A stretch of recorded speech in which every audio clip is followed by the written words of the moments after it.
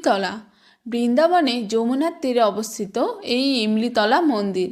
মদনমোহন মন্দিরের পরেই রয়েছে এই মন্দির। ইমলি মানে তেঁতুল।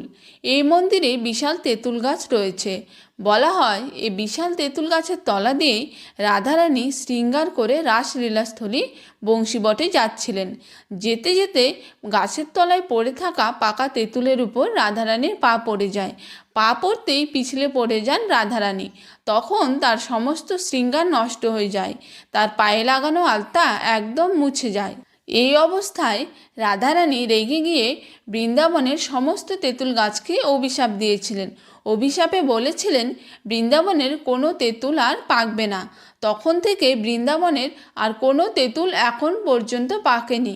পরে তিনি এই তেঁতুল গাছগুলিকে একটি আশীর্বাদও দিয়েছিলেন, এই কাঁচা অবস্থায় তেঁতুল পাকার মতো মিষ্টি হবে এবং সুস্বাদু হবে। একসময় বংশীবটে রাসলীলা চলাকালীন শ্রীকৃষ্ণের উপর রাধারানী মান করে সেখান থেকে অন্তর্ধান হয়ে যান। তখন রাধারানীকে খুঁজতে খুঁজতে শ্রীকৃষ্ণ এই জায়গায় চলে আসেন এবং রাধারানীর নাম জপ করেন। তখন রাধারানীও অন্যান্য সখীদের সঙ্গে নিয়ে শ্রীকৃষ্ণকে খুঁজতে খুঁজতে এই জায়গায় আসেন। এসে দেখেন একজন গৌরবর্ণ রাধারানীর নাম জপ করছেন। তখন ললিতা সখী শ্রীকৃষ্ণের লুকিয়ে রাখা বাঁশি দেখে চিনতে পারেন। তখন রাধারানী শ্রীকৃষ্ণকে বলেন, তোমার এরকম গৌরবর্ণ রূপ ধারণ করার কারণ কি?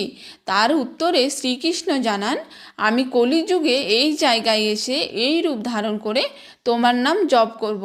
সেই জন্য 500 বছর পূর্বে চৈতন্য মহাপ্রভু এখানে এসে রাধা নাম জপ করেছিলেন।